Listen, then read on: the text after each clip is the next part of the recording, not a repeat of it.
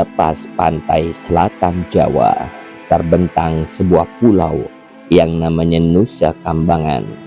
Bagi dunia modern, ia dikenal sebagai pulau penjara dengan tembok tinggi dan penjagaan yang ketat. Namun, jauh sebelum jeruji besi dan menara pengawas berdiri, Nusa Kambangan telah lebih dahulu dikurung oleh legenda, kisah tua tentang dendam, kesombongan, dan kutukan yang mencengkram bumi. Pulau ini menyimpan keindahan alam yang menipu, hutan lebat yang sunyi, pantai berpasir putih, dan tebing karang yang menjulang gagah. Tapi di balik keindahan itu ada aura dingin yang seolah berbisik. Konon, bisikan itu berasal dari dendam seorang resi sakti dan bunga magis bernama Kembang Wijaya Kusuma. Pada masa silam di timur Pulau Jawa, berdirilah kerajaan makmur yang dipimpin Prabu Aji Pramosa, raja sakti, berwibawa namun berhati angkuh. Kekuatannya besar, tetapi ketakutannya lebih besar, yaitu takut kehilangan kekuasaannya. Di luar istana hidup seorang resi bijaksana bernama Resi Kano. Ia tidak mengejar pengaruh, namun kebijaksanaan dan welas asihnya membuat rakyat lebih percaya pada nasihatnya daripada titah rajanya. Hal itu menyalakan api kecemburuan di hati Prabu Aji Pramosa. Baginya, Resi Kano bukan lagi penjaga keseimbangan, melainkan ancaman. Dengan dalih menjaga kestabilan kerajaan, sang raja diam-diam memerintahkan penyingkiran Resi Kano. Keputusan itu menjadi awal dari tragedi panjang. Resi Kano merasakan niat jahat itu sebelum pedang terhunus. Dengan hati hancur, ia memilih pergi, meninggalkan murid dan tanah yang ia cintai.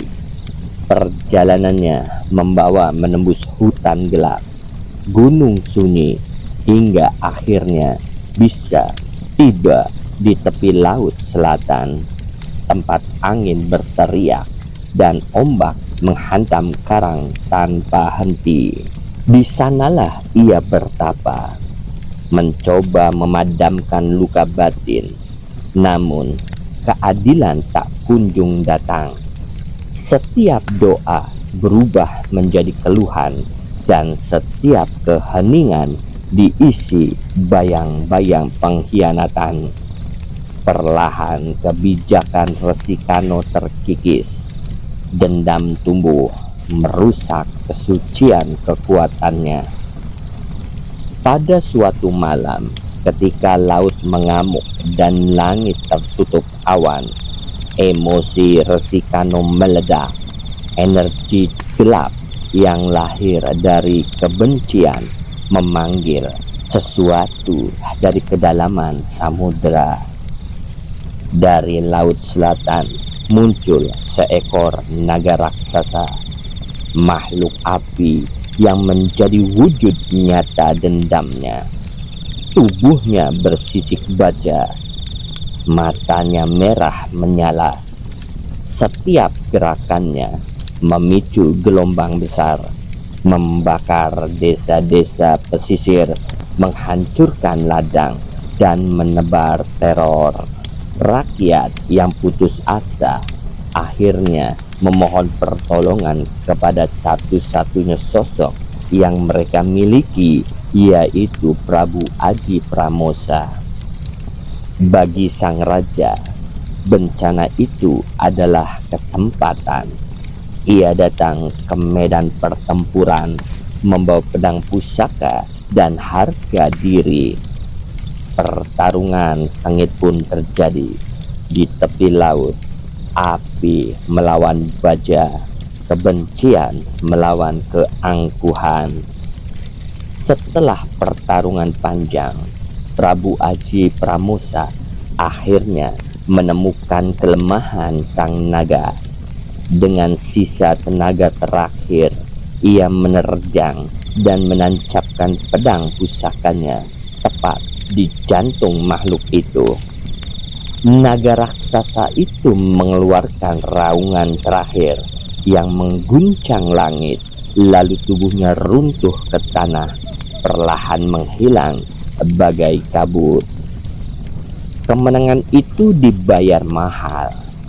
Prabu Aji Pramosa terluka parah, namun di tengah sorak-sorai rakyatnya, pikirannya justru tertuju pada satu hal. Asal-usul naga itu. Ia tahu kekuatan sehebat itu pasti berasal dari seseorang, dan hanya satu orang yang ia kenal memiliki kesaktian sedalam itu, yaitu Resi Kano. Pasukan kemudian menangkap Resi Kano dalam kondisi lemah. Tanpa pengadilan, Prabu Aji Pramosa menjatuhkan hukuman mati. Di detik-detik terakhir hidupnya, sang resi menatap raja dengan mata penuh luka dan amarah. Dengan suara bergetar namun syarat kekuatan goib, ia mengucapkan kutukan. Meski jasadku hancur, dendamku akan abadi. Tanah ini akan terbelah menjadi pulau kesendirian dan penjara. Di sanalah rohku menjaga kutukan, dan hanya harapan berhati murni yang bisa tumbuh. Saat nyawanya melayang, bumi berguncang, gunung meletus, tanah merekah, dan laut mengamuk. Seiring waktu, tempat ini dijauhi manusia. Ia digunakan sebagai lokasi pengasingan, lalu berubah menjadi pulau penjara. Kutukan Resi Kano terwujud sepenuhnya, pulau kesendirian bagi mereka yang terbelenggu. Namun di balik kegelapan Nusa Kambangan, legenda menyimpan satu cahaya, kembang Wijaya Kusuma. Konon, bunga ini adalah sisa terakhir kesucian Resi Kano sebelum dendam merusaknya. Ia hanya mekar di malam hari di puncak hutan terdalam pulau itu. Siapapun yang memetiknya dengan hati tulus akan memperoleh kesembuhan dan kekuatan luar biasa.